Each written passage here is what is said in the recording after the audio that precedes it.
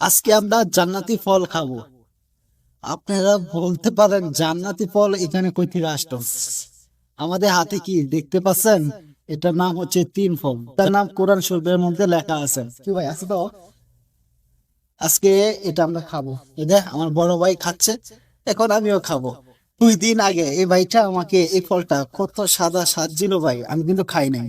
আমার তো এই ফলটা খেয়ে কখনো অভ্যাস নাই।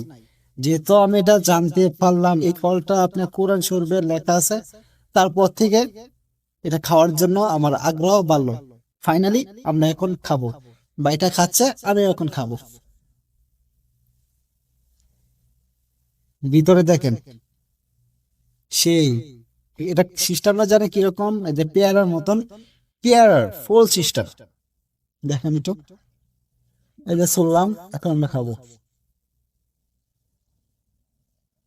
দুঃখিত ভাই, কইরা গেছে না।